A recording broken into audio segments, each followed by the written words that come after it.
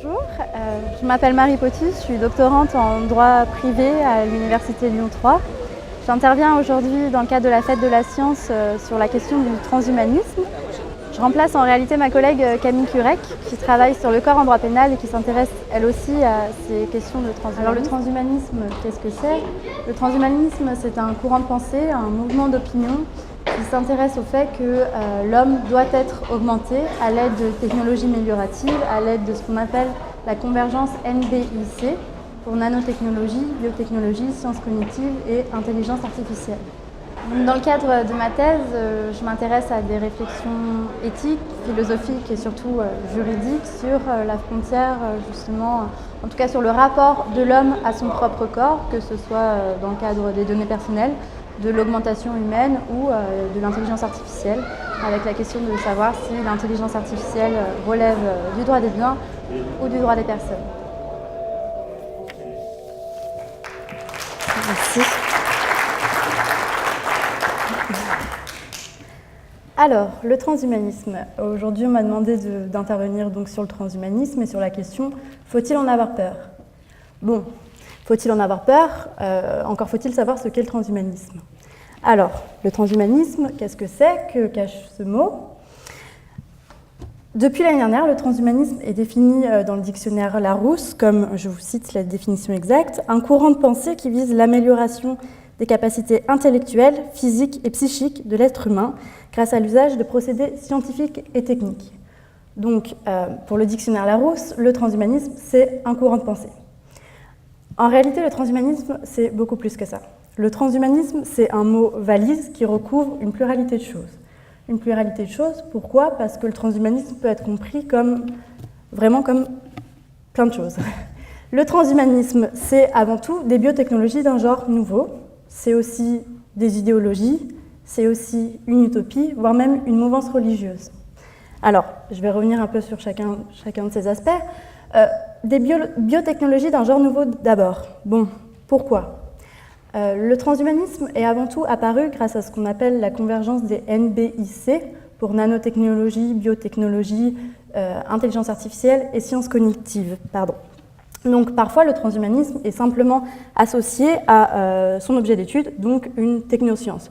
Une technoscience qui vise quoi? Qui vise la fusion entre la technologie et la vie. Donc fusion qui peut se matérialiser de deux formes.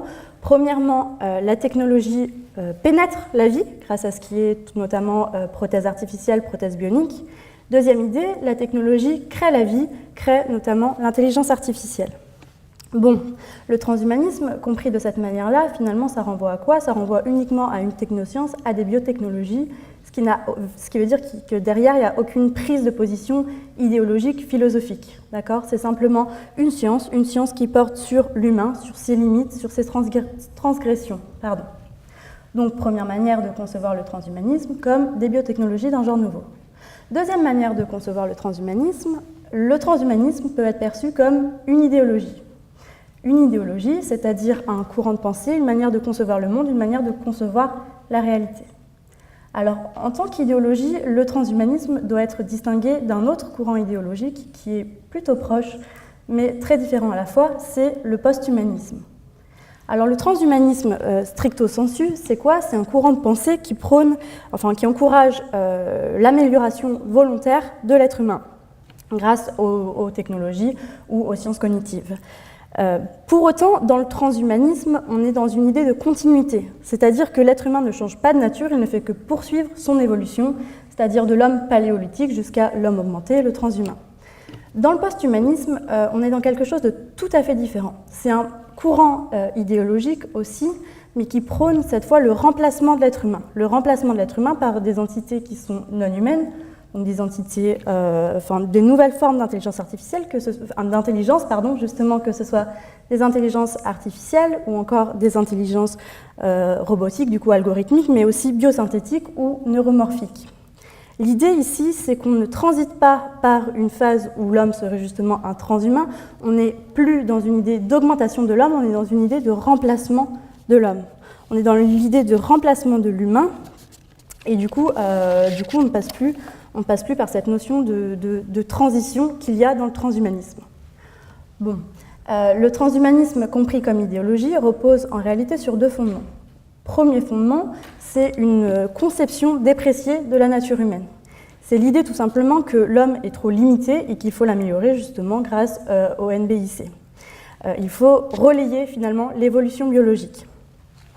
Il y a, chez tous les transhumanistes d'ailleurs, cette idée vraiment que la nature humaine est une aventure ratée en fait, que l'humanité est une aventure ratée et que du coup il faut la rectifier d'une manière ou d'une autre. Ça c'est le premier fondement sur lequel repose l'idéologie transhumanisme, une conception dépréciée de la nature humaine. Le deuxième fondement sur lequel il repose, c'est des conceptions plutôt libérales. Voilà. Le transhumanisme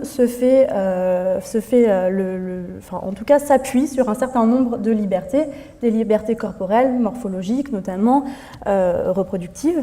Et leur idée, c'est de dire que, en fait, ils se basent sur un individualisme, sur le contractualisme, et leur idée, c'est de défendre finalement l'idée que tout peut être vendu, quelles qu'en soient les conséquences, et que chacun est libre d'améliorer son corps s'il le souhaite, en vertu des libertés individuelles. Bon, donc le transhumanisme, ça peut être des biotechnologies d'un genre nouveau, ça peut être des idéologies, ça peut être aussi considéré comme une utopie. Une utopie, pourquoi? Une utopie, déjà, c'est quoi? Une utopie, c'est deux choses. C'est premièrement une critique de la réalité. D'ailleurs, les utopies interviennent souvent dans les moments de crise, tout simplement. Donc c'est une critique de la réalité et c'est, deuxième chose, le projet d'un monde meilleur. Alors, le projet d'un monde meilleur, ici, il est évident. Hein. C'est l'idée tout simplement d'un monde dans lequel l'homme ne devient jamais malade, ne devient jamais vieux, dans lequel l'homme devient carrément immortel, conquiert l'espace et l'univers. C'est un monde dans lequel l'homme n'est plus ni un mammifère, ni un animal, c'est celui dans lequel il se libère de son corps déficient pour atteindre l'immortalité. Donc un projet d'un monde meilleur et une critique de la réalité. Alors, en tant qu'utopie, le transhumanisme, de quelle réalité se fait-il la critique? Tout simplement du politique. Du politique, pourquoi? Parce que chez les transhumanismes, il y a cette idée que la régulation étatique, qu'elle soit d'ailleurs juridique ou politique, est un frein à toutes les avancées, justement, à tous les projets les plus fous des transhumanistes. Donc pour eux, pour les transhumanistes, il faudrait créer une communauté qui soit autonome et qui soit totalement émancipée de la tutelle de l'État. Donc pour les transhumanismes, l'idée c'est que pour arriver à ce monde meilleur, l'idée c'est pas de passer par la politique, mais par les technoscientifiques. D'ailleurs, les transhumanismes ont cette conception du monde meilleur qui est finalement la même que chez Thomas More, qui est une île isolée. Ça serait une île isolée dans laquelle on n'est plus sous la tutelle de l'État. Et d'ailleurs, c'est quelque chose qui est déjà en marche, puisqu'on a des transhumanistes qui travaillent activement, notamment au large de San Francisco, à créer des plateformes en eau libre internationale qui ne soient pas soumises à la tutelle de l'État. Et on a d'autres personnalités du mouvement qui réfléchissent en tout cas à la création de stations spatiales orbitales, qui soient du coup totalement libres de droit. Bon, donc le transhumanisme, c'est des biotechnologies, c'est des idéologies, c'est des utopies. Ça peut aussi être considéré comme un mouvement religieux. Un mouvement religieux, pourquoi? Parce que finalement, au-delà de l'idée d'améliorer la vie humaine, au-delà des motivations financières, économiques, scientifiques, derrière la façade libérale de ce mouvement, il y a une croyance. Il y a une croyance qui peut être considérée comme religieuse. Et d'ailleurs, c'est Laurent Alexandre lui-même, Laurent Alexandre qui est le fondateur de Doctissimo et qui est le porte-parole des transhumanistes en France, qui parle lui-même de nouvelle religion. Alors pareil, une religion, c'est quoi? Une religion, c'est trois choses. Une religion, c'est premièrement un dogme, des croyances, deuxièmement un culte, donc des pratiques rituelles, troisièmement une morale. Alors un dogme, des croyances, c'est quoi? C'est tout simplement la foi dans le progrès et dans l'évolution. Une morale, laquelle? Il y a chez les transhumanismes une éthique qui leur est propre et qui peut être assimilée à une morale. Un culte, enfin. Alors quel serait le culte des transhumanismes? Quel est le rituel qui ferait entrer ce mouvement dans la religion? On peut concevoir le culte transhumanisme de deux manières. Il y a à la fois une manifestation collective, donc là ça renverrait par exemple à tous les rassemblements qui ont lieu pour la robotique par exemple à Los Angeles, et puis une manifestation plus individuelle. et qui renvoie ici à l'usage notamment, en tout cas pour l'instant, des implants sous-cutanés. Les implants sous-cutanés, c'est quoi? C'est des petites puces qu'on intègre dans la peau et qui permettent à l'homme de démultiplier ses capacités. Par exemple, on a un transhumaniste qui s'appelle Ala Grafstra, pardon pour ma prononciation, qui s'est fait implanter une puce sous la main, tout simplement dans le but de pouvoir démarrer sa moto quand il avait envie. Voilà, donc c'est une puce qui lui permet juste de faire démarrer sa moto. Ces pratiques en fait, d'implants, elles ne sont pas sans rappeler finalement les pratiques de certaines tribus, en fait, tout simplement, dont les manifestations rituelles les plus connues sont les tatouages ou la scarification. Bon, donc le transhumanisme, c'est, je vous l'ai dit, soit des biotechnologies d'un genre nouveau, soit une idéologie, soit une utopie, soit un mouvement religieux, mais avant tout, c'est un mouvement, en fait. Un mouvement, c'est quoi? C'est quelque chose qui est porté par des gens, en fait, avec des personnes qui s'en revendiquent. On a deux grands mouvements, deux grandes manifestations du transhumanisme à l'heure actuelle. On a un mouvement plus européen, qui est un mouvement beaucoup plus soft, et qu'on appelle les technoprogressistes. Alors les technoprogressistes, le mouvement est apparu du coup en Europe assez récemment, en 2007, avec la création de l'association Technoprog. Donc c'est un courant qui promeut justement les avancées scientifiques et médicales, mais qui reste quand même dans une optique éthique. Et on a un deuxième courant, le courant américain, qui est connu sous le nom Humanity Plus. Ici, c'est un courant beaucoup plus extrême, tout en sachant que le transhumanisme, c'est à la base un courant qui nous vient des États-Unis. C'est un courant qui nous vient des États-Unis. Le mot transhumanisme lui-même a été créé par Julian Huxley, qui est un biologiste, qui a créé ce mot en 1957. C'est le frère d'ailleurs de l'auteur Le meilleur des mondes. Donc c'est Julian Huxley qui a créé ce mot aux États-Unis du coup en 1957. Depuis, le terme a été repris par un certain nombre de penseurs, de chercheurs, de futurologues. Mais c'est vraiment dans les années 90 que le mouvement a pris son essor. On a deux associations qui ont été créées aux États-Unis. On a d'abord en 92 une association qui a été créée par Max More, qui est l'Extropy Institute.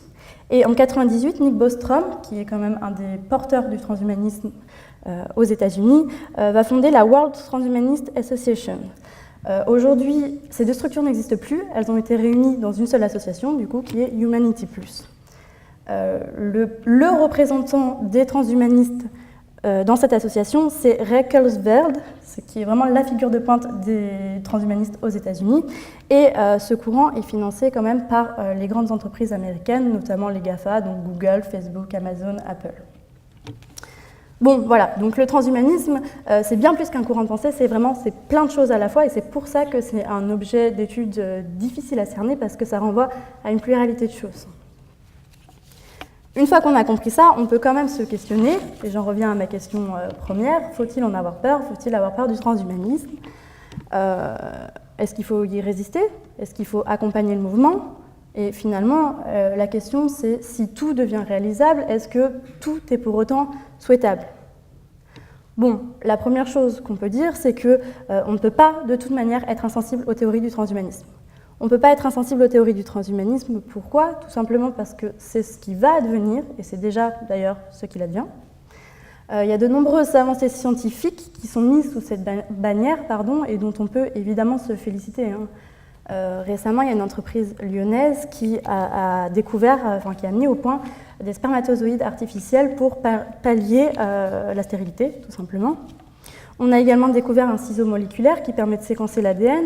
On va bientôt, j'imagine, je ne sais pas, il faudrait demander aux scientifiques, mais j'imagine qu'on va bientôt découvrir des nanorobots qui vont pouvoir réparer les cellules défectueuses. Du côté de l'interface cerveau-homme-machine, on a déjà découvert de nombreuses inventions assez extraordinaires qui permettent de soigner les TOC, les dépressions, qui permettent aussi, je vous invite à aller voir sur Internet, il y a des vidéos, mais qui permettent par exemple de stopper les tremblements des personnes atteintes de la maladie de Parkinson. Et c'est des avancées incroyables. On a également mis au point des prothèses bioniques et des exosquelettes qui permettent notamment aux personnes tétraplégiques de marcher. Et c'est quand même assez incroyable. Donc, évidemment, la convergence NBIC, ça permet des promesses extraordinaires. Pour autant, il faut distinguer vraiment réparation et augmentation. La réparation, c'est quoi? C'est pallier un corps malade, c'est venir réparer un corps qui a été abîmé. Par exemple, l'exemple le plus classique, les lunettes. Un œil qui va mal, on lui met des lunettes, on répare le corps. L'augmentation, c'est différent. L'augmentation, ce serait, pour reprendre le même exemple, venir greffer sur un œil qui voit bien une technologie qui lui permette d'avoir une vision infrarouge. D'accord? Donc, ce que veulent les transhumanismes, ce n'est pas réparer, c'est augmenter. Et l'augmentation, évidemment, elle a une face sombre et il y a des dangers qui doivent être soulignés. Alors, il y a plusieurs dangers qui peuvent être identifiés. Le premier danger, le plus évident à mon sens, c'est un danger pour nos libertés. Et d'ailleurs, c'est quand même assez paradoxal puisque justement les transhumanistes, s'appuient sur la défense des libertés pour promouvoir leur mouvement. Pour autant, on peut quand même s'interroger sur le fait de savoir si nos libertés ne peuvent pas être détournées au profit du pouvoir. Je m'explique. Si demain, tout simplement, on nous contraint tous à se faire implanter une puce sous la peau parce que c'est plus simple qu'une carte d'identité, la question c'est est-ce qu'on sera toujours libre de refuser ou pas? Ce qui m'amène finalement à mon deuxième risque, c'est le risque d'inégalité sociale. Inégalité sociale, pourquoi? Parce que forcément, toutes ces technologies, elles ont un coût. Donc est-ce que tout le monde aura les moyens de s'augmenter? Et sinon, finalement, à quoi va ressembler la vie de ceux qui n'auront pas pu s'augmenter parce qu'ils n'ont pas les moyens, ou de ceux qui n'auront pas pu s'augmenter tout simplement parce qu'ils ne l'auront pas voulu? Ce qui se passe, c'est que si réellement les idéaux transhumanisme arrivent à se réaliser, on va voir apparaître ce que certains appellent une humanité à deux vitesses. C'est-à-dire qu'il y aura d'un côté les nantis, tous ceux qui ont pu être augmentés, et d'un autre côté les autres, qui seront en quelque sorte les chimpanzés de demain. Et on peut largement augurer une lutte des deux humanités l'une contre l'autre. Un autre danger qui est identifiable, c'est un danger évident pour notre sécurité. Pour notre sécurité, pourquoi? Parce que, évidemment, si toutes les recherches partent, encore une fois, d'un bon sentiment, il ne faut pas pour autant négliger la face sombre et malveillante que certains peuvent leur donner. Et d'ailleurs, on a des exemples très nombreux dans l'histoire. Bon, si demain, effectivement, on a des nanorobots dans le corps, il y a forcément des risques sécuritaires, c'est-à-dire qu'on n'est pas à l'abri d'une attaque informatique, par exemple. Au-delà de ça, plus on devient connecté, mais c'est déjà le cas aujourd'hui, plus on devient connecté, plus il est facile de nous espionner et plus finalement on peut avoir des atteintes qui sont portées à notre vie privée. Et dans le cas des technologies d'augmentation, par exemple les prothèses augmentées ou les implants, la question c'est carrément l'idée de contrôler notre corps, c'est-à-dire que quelqu'un potentiellement pourrait à distance venir contrôler notre corps. Donc il y a des dangers pour notre sécurité. Il y a aussi des dangers qui sont liés aux dérives eugénistes, avec l'idée de la purification génétique. Tout à l'heure, je vous disais qu'on a inventé un ciseau moléculaire qui permet de séquencer l'ADN. Donc c'est un outil assez incroyable qui donne la possibilité de faire avec le génome une sorte de copier-coller. On vient couper un morceau d'ADN pour l'intégrer dans un autre génome. Alors, l'idée à la base, elle est tout à fait louable, c'est génial, c'est de détruire les gènes qui sont responsables de cellules de tumeurs cancéreuses. Sauf que cette technologie-là, elle a été détournée par les Chinois qui envisagent en fait tout simplement d'améliorer l'intelligence des petits Chinois qui vont naître. Bon, ce qui se passe, c'est qu'on passe ici, on voit très bien qu'une technologie qui à la base est destinée à réparer peut être dévoyée pour augmenter. Et le risque ici, c'est tout simplement des risques qu'on ignore en fait, puisque ça va entraîner des modifications génétiques et ça va entraîner des risques qui sont même inintelligibles à la raison humaine actuellement. Donc c'est un autre risque identifiable, et j'en reviens finalement à ce que je disais tout à l'heure, c'est que sous couvert de liberté individuelle, finalement on se rend bien compte que ce qu'on croit être des choix personnels engage finalement l'avenir collectif. Un autre risque, une autre difficulté identifiable, c'est tout simplement les difficultés qui sont liées aux questions d'immortalité. Ça, c'est les difficultés que tout le monde envisage bien. Si on est tous immortels, qu'est-ce qui va se passer? Est-ce qu'il y aura de la place pour tout le monde? Est-ce que la procréation sera encore utile? Parce que finalement, si on ne meurt pas, est-ce que c'est encore utile de faire des enfants? Est-ce qu'il y aura de la place pour accueillir ces enfants? Un dernier risque, c'est tout simplement le risque de servitude volontaire. Et ça, c'est un risque qui relève peut-être de la science-fiction, mais qui mérite quand même d'être étudié. C'est l'idée tout simplement qu'aujourd'hui, on a de plus en plus tendance à s'abandonner. À s'abandonner, pourquoi? Parce qu'avec l'intelligence artificielle, on a moins d'activité physique, on a moins d'activité cognitive, on a moins d'activité affective. Par exemple, au Japon, il y a déjà des personnes qui préfèrent faire l'amour à des robots sexuels plutôt qu'à des femmes, parce que quand même, c'est plus simple. Donc l'idée, c'est qu'on va complètement s'abandonner, qu'on va délaisser tout ce qui est important aux intelligences artificielles, tout simplement parce que c'est plus facile. Aujourd'hui, on est dans une société de consommation, de surconsommation, et l'humanité se satisfait de ces facilités qui lui sont offertes. Et le risque à terme, c'est tout simplement que finalement, on laisse le pouvoir à l'intelligence artificielle. Alors je suis d'accord, ça relève de la science-fiction. Pour autant, je vais vous citer Stephen Hawking qui a dit tout simplement que la création de l'intelligence artificielle forte sera peut-être le plus grand événement de l'histoire de l'humanité, mais il sera très certainement le dernier. Et je vais finir là-dessus, tout simplement avec l'idée que le transhumanisme, c'est plein de paradoxes. C'est plein de paradoxes, et un des paradoxes notamment, c'est que les transhumanistes eux-mêmes sont conscients des risques que présente notamment l'intelligence artificielle. En 2015, vous avez dû en entendre parler, il y a tout un nombre il y a plusieurs personnalités qui font partie de ces mouvements transhumanistes qui ont signé une pétition pour dénoncer les risques de l'intelligence artificielle. C'est le cas par exemple de Bill Gates, Elon Musk. Donc ces personnalités-là sont déjà conscientes des dangers, des risques du transhumanisme. Pour autant, ils développent ce que le philosophe Gunther Anders appelle une honte prométhéenne. La honte prométhéenne, c'est quoi? C'est le fait que plus les machines que les hommes ont créées deviennent intelligentes, plus elles deviennent puissantes, plus le regard que les hommes portent sur eux-mêmes est négatif. Et par exemple, l'année dernière, Elon Musk a créé l'entreprise Neuralink.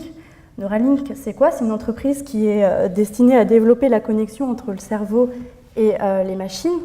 Et alors, ce que nous explique Elon Musk, c'est qu'il a créé cette entreprise-là. Pourquoi? Pour éviter qu'un jour, l'homme ne soit dépassé par l'intelligence artificielle.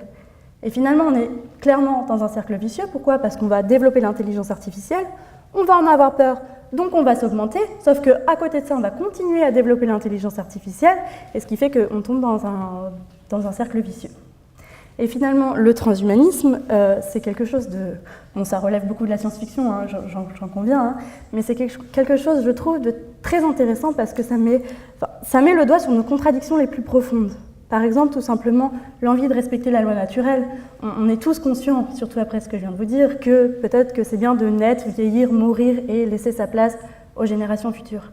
Pour autant, on a tous envie d'y échapper. On a tous envie d'y échapper. Et si demain, je vous propose l'immortalité, je pense qu'on sera nombreux à accepter.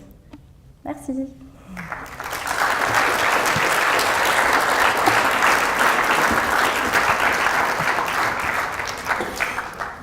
Merci beaucoup. Est-ce qu'il y a des questions? Depuis que l'homme s'est organisé en société, génétiquement, l'évolution a cessé de favoriser les plus forts physiquement. Et est-ce que le transhumanisme, c'est une manière de restaurer un peu, de refaire évoluer l'homme vers un homme plus optimal? Oui, clairement, c'est l'idée du transhumanisme, mais moi je trouve que le problème de cette vision-là, c'est que les seuls qui évolueront, c'est ceux qui auront les moyens d'évoluer. Donc c'est le moyen de faire évoluer les hommes riches vers cette situation-là. Mais c'est mon avis personnel. En fait, il y a toute une partie sur la morale qui est... Est-ce qu'il y a une morale, en fait, là-dedans? On va dire... mais est-ce que... le bien et le mal, en fait, là-dedans, est-ce que c'est rattaché quelque part, en fait? En fait, pour les transhumanistes, le mal, clairement, c'est le corps, c'est le fait d'être faible. Et justement, le bien, pour eux, c'est le fait d'accéder à l'immortalité, de faire disparaître le corps qui, pour eux, est le mal. Je ne sais pas si je réponds à votre question.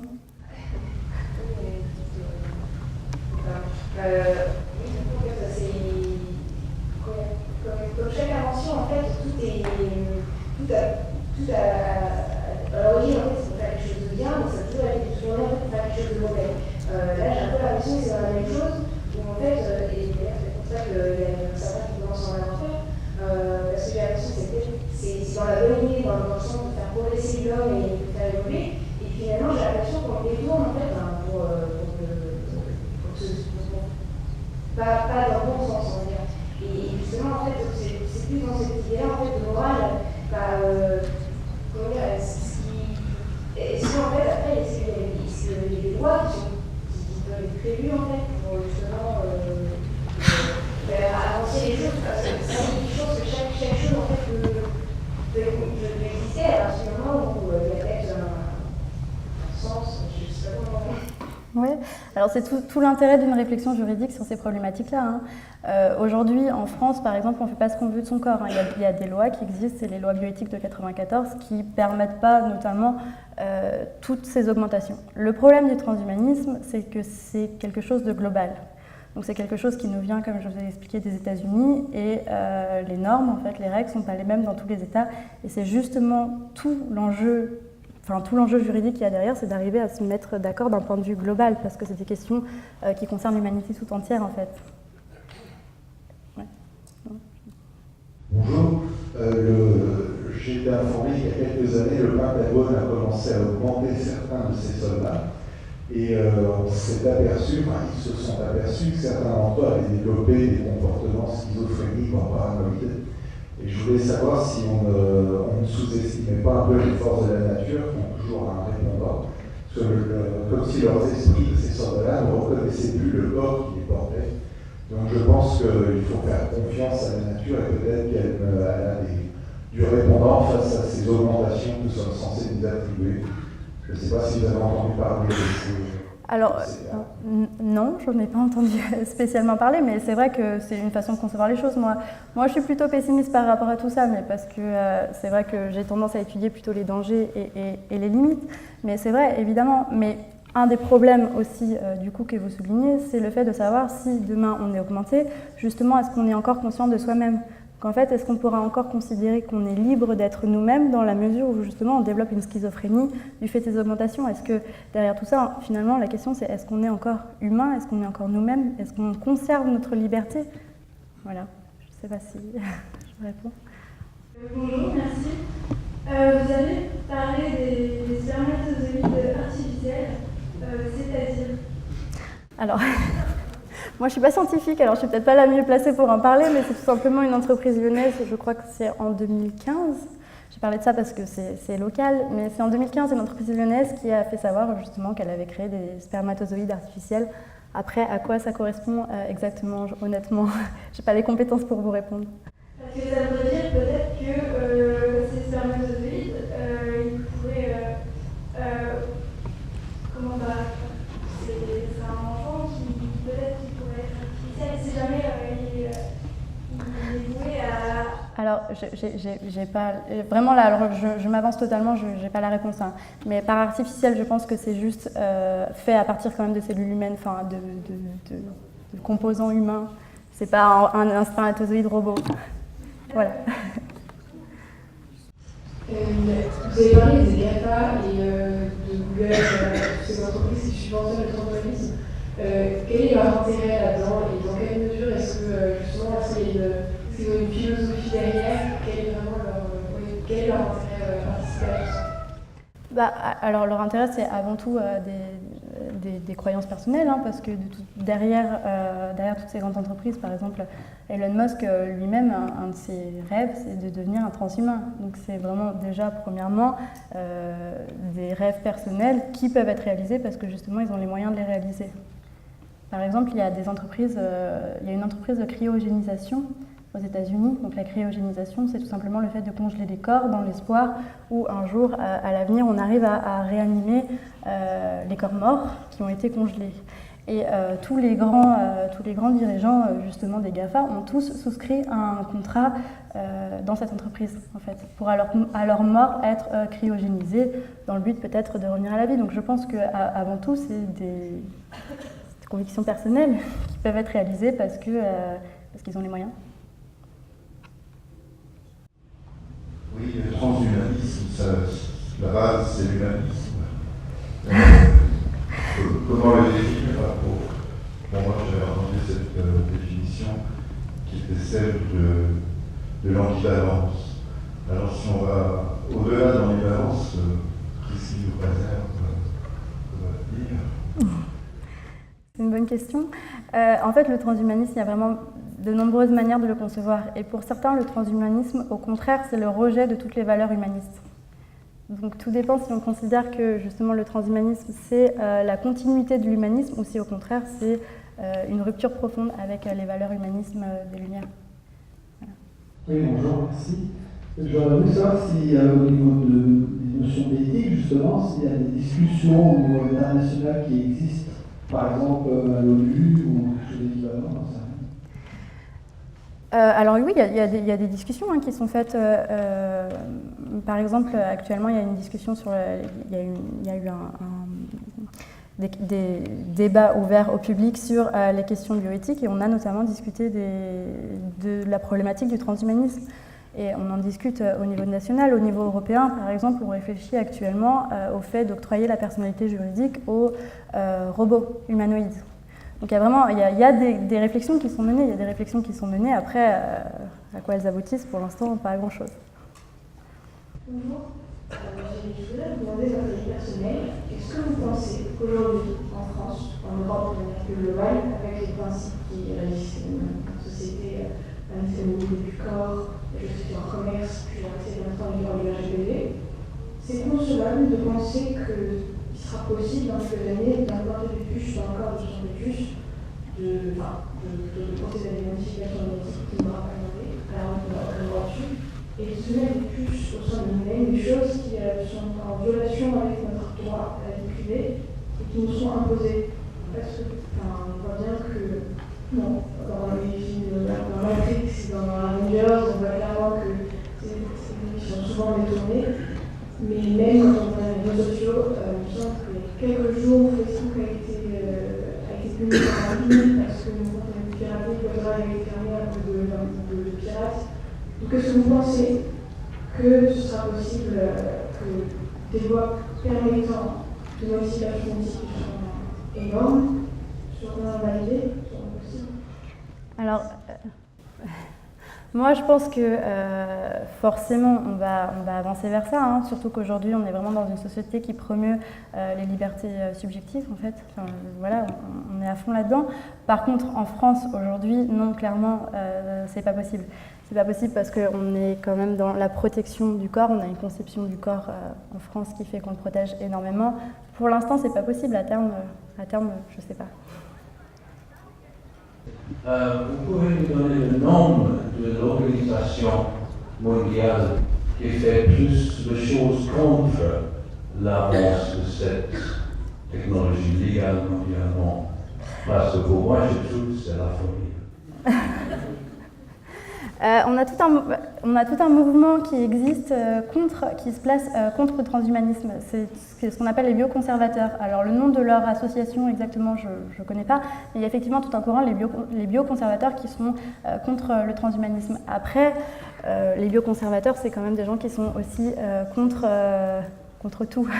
C'est des gens qui sont quand même contre les avancées scientifiques et je pense que le transhumanisme évidemment présente des risques, des dangers, mais il y a quand même des avancées scientifiques qui sont extraordinaires et qui méritent d'exister. Les bioconservateurs se placent vraiment en opposition à tout ça. Donc il faudrait peut-être trouver un juste milieu entre tout. Voilà. Bonjour. Comment envisage-t-on le nécessaire vieillissement de l'humanité qui résulterait de l'attente de l'immortalité en termes de capacité d'innovation et de motivation à poursuivre la vie? Qu'est-ce qui motiverait justement de vivre après qu'on ait atteint cet objectif ultime de fin de la mort?